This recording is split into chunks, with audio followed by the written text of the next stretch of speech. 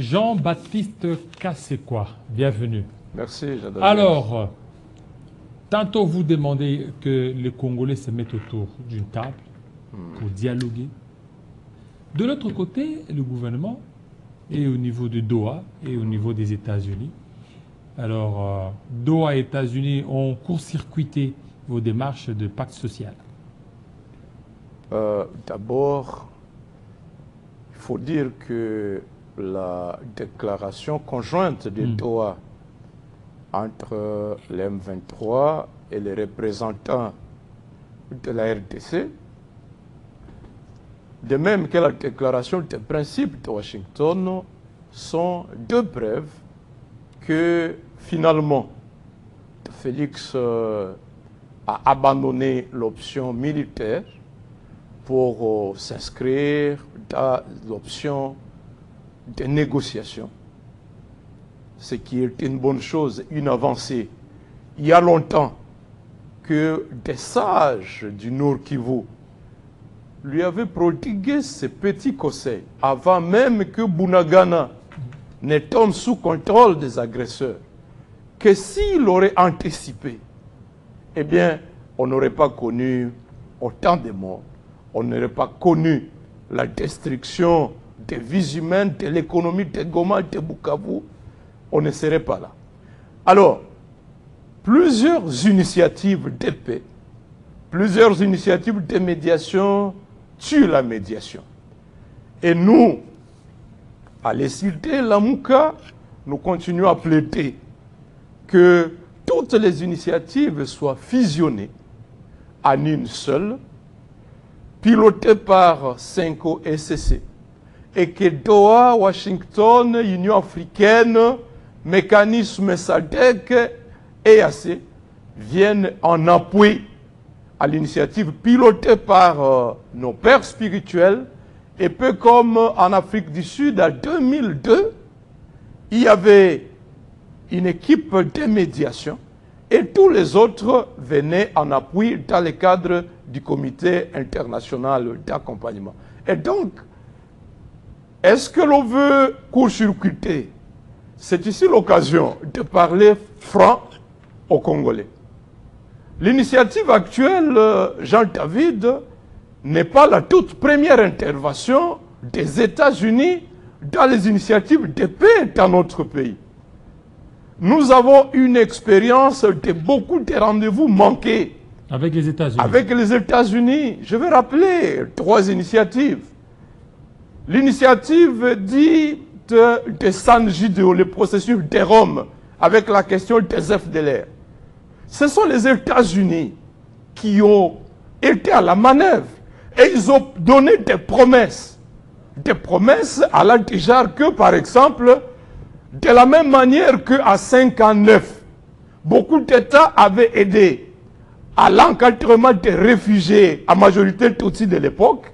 Les États-Unis avaient promis qu'ils allaient aider, par exemple, à aller scolariser, à aller orienter des jeunes réfugiés Hutus du Rwanda aux États-Unis et dans d'autres pays de l'Occident. Et tous ces réfugiés étaient d'accord, ils ont fait la déclaration de Rome du 31 mars 2005. Mais par la suite, les États-Unis ont complètement oublié leurs engagements. Le processus de Nairobi de novembre 2007, il y a eu un communiqué signé entre la RDC et le Rwanda, sous l'égide des États-Unis au sujet de la question des réfugiés rwandais vivant en RDC depuis 1994. On a défini plusieurs options données à ces réfugiés-là. Malheureusement, au même moment que ce communiqué de Nairobi est signé sous l'égide des États-Unis, le 9 novembre 2007, dis-je, un mois après, le 10 décembre 2007, le Rwanda et le CNTP endeuillent le peuple congolais par l'attaque de Mouchaki. Plus de 2000 militaires tués, des millions, des dizaines de tonnes de matériel militaire emportés au Rwanda. Et les médiateurs États-Unis ne disent rien. C'est ce qui nous a conduit à la conférence de Goma de janvier 2008. Troisième initiative manquée des États-Unis et une initiative de triste mémoire. Après la conférence de Goma, le CNTP se retire du programme à Maniléo.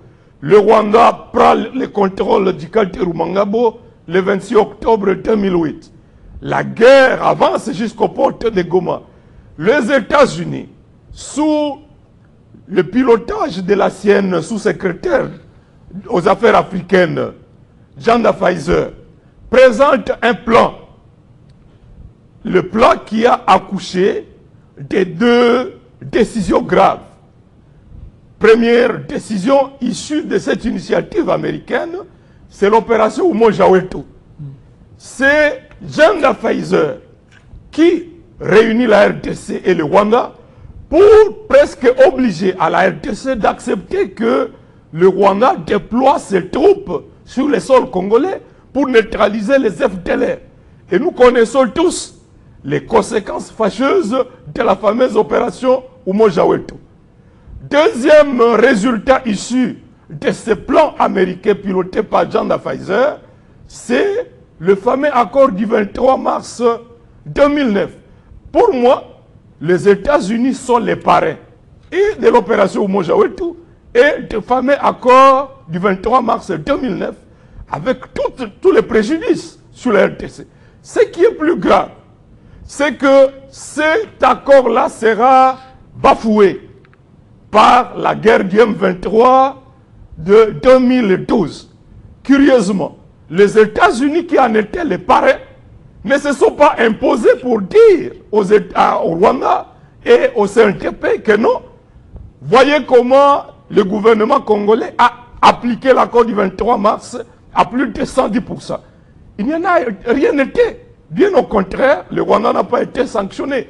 Est-ce qu'aujourd'hui, nous ne sommes pas devant ce genre de scénario où, par Washington, on va à nouveau arriver à un accord entre le Rwanda et la RDC. On va tout à l'heure parler du contenu. Et cet accord Rwanda-RDC, dans la déclaration de principe, par exemple, au paragraphe 2, relatif à la sécurité, il est dit que les deux pays vont mettre en place un mécanisme conjoint de coordination de la lutte contre les groupes armés. Qu'est-ce qu'on sous-entend par un mécanisme conjoint de coordination de la lutte contre les groupes armés? Mécanisme conjoint entre la RDC et le Rwanda. Est-ce que c'est une opération Umoja-Wetu bis dont les États-Unis ont été les parrains en 2008? Quelles en seront les conséquences sur l'état d'esprit des populations de Kivu qui ont été victimes de l'agression rwandaise jusqu'à ce jour? Donc, disais-je, est-ce qu'on ne s'achemine pas donc d'un côté vers cet accord-là par Washington, de l'autre, à partir de Doha, on s'achemine à nouveau vers un accord pire que celui du 23 mars 2009? Est-ce que ça aura été la solution? J'en doute, raison pour laquelle, de mon point de vue, une initiative interne pilotée par des Congolais demeure la voie à privilégier. Donc le pacte social. Le pacte social pour la paix et le vivre ensemble. Une autre faiblesse de l'initiative des États-Unis. Premièrement, son objectif consiste simplement à sauver le régime de Félix Tshisekedi. À l'introduction, il est dit que l'objectif de la déclaration est de soutenir la voie vers la paix, la stabilité, l'intégration économique dans l'Est. Mais il n'y a pas que le M23 dans l'Est. Il y a les ADF. De juin 2024 à février 2025, rien que dans le secteur de Bapere, les ADF ont tué 1300 personnes dont les corps ont été enterrés et plus du triple dont les corps n'ont pas été retrouvés. Cette préoccupation menace ADF qui dure plus de 10 ans ne préoccupe pas Félix, ne préoccupe pas le régime de Félix pour aller persuader les États-Unis que fort de leurs moyens de renseignement, que fort de leurs leviers diplomatiques, ils peuvent nous aider à mettre fin au phénomène ADF. Ni les Kadeko qui en est, les Kodeko qui en est l'Ituri, les Red Tabara dans le haut plateau de Fizi, les Mbororo dans les Ouélé. La seule menace aux yeux du régime de Félix, c'est l'M23. Parce que de tous ces 250 groupes agissant à l'Est, il n'y a que le M23 qui menace ouvertement de renverser Félix. Et les États-Unis viennent, non pas pour aider la RDC à retrouver la paix, mais pour sauver le régime Félix à survivre pendant les 3 ans. Mais est-ce que pour ça, il faut brader toutes les ressources minières de la RDC? Parce que le point 3 de l'accord parle effectivement de l'intégration économique régionale, c'est-à-dire une sorte de cogestion à 3 parties, investisseurs américains, le Rwanda où seront transformés les minéraux et la RDC qui sera les champs d'extraction. Bon, et ce n'est pas la première fois, déjà en 2003-2004, les Américains ont gagné Tenge Fungurume Mining en appui à l'initiative de paix. Mais quelques temps après, ils ont vendu Tenge Fungurume aux Chinois. Aujourd'hui, il n'est pas exclu que dans la position de faiblesse où se trouve la RDC, on leur octroie beaucoup de gisements miniers et pas forcément qu'ils vont y investir, mais après 3 ans, après 5 ans, 10 ans, ils vont revendre au plus offrant. Qu'est-ce que la RDC aura gagné? Il y a donc beaucoup de points. Au point 4, on parle du retour des réfugiés, des citoyens congolais réfugiés au Rwanda et dans d'autres pays, qui doivent rentrer, ce qui est une bonne chose. Mais on ne parle pas des réfugiés rwandais vivant en RDC qui doivent également retourner dans leur pays. Au point 5, on parle de la MONUSCO et des mécanismes régionaux. On dit que les 2 pays s'engagent à appuyer, à protéger la MONUSCO. On dit que la MONUSCO renforcée ainsi que les mécanismes EAC-SADC devraient intervenir dans le cadre d'une force d'interposition. Qu'est-ce que ça veut dire? On va instaurer une force de troupes d'interposition. Qui sera là? Où? Donc, les Congolais ne doivent pas fermer les yeux. Et Félix doit avoir le courage que tous ces accords soient publiés. Parce que le Congo n'est pas une propriété privée, ce n'est pas une plantation que Félix aurait hérité d'une famille. C'est peut-être au nom de la paix. Donc, au nom de la transparence, tous les accords doivent être plus portés à la connaissance des Congolais, mais beaucoup plus un dialogue inclusif sous le leadership de nos pères spirituels va nous permettre de régler toutes les causes profondes des conflits plutôt qu'un arrangement particulier qui risque de nous surprendre. L'Ouganda va actionner d'autres groupes armés en Ituri et dans les Haut-Touélé pour que aussi la RDC signe un accord parti privilégié avec lui à l'instar de l'accord que le Rwanda va gagner. Le Burundi, l'Angola, tous les pays voisins, chaque pays peut actionner un groupe armé et finalement ce sera la décomposition de la RDC. Que tous les Congolais se mobilisent. Les Congolais, les pères spirituels ont proposé une piste très salutaire. Félix pourrait comprendre que le salut de la RDC est plus important que la simple survie du régime. Rien ne nous garantit que Kagame est sage. Ils appliquent la stratégie de stop and go. S'ils estiment que par Doha et Washington, ils gagnent plus, ils vont attendre, signer l'accord, mais attendre 2028. Félix sera hors jeu, le régime, nous serons appelés processus électoral à RDC, mais également Trump sera fait mandat.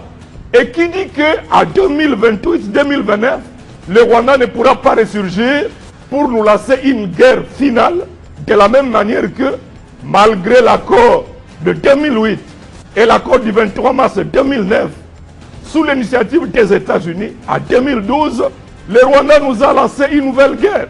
Donc ne soyons pas naïfs, ce n'est pas parce que Trump veut intervenir ou Boulos veut intervenir que par une baguette magique la paix sera là.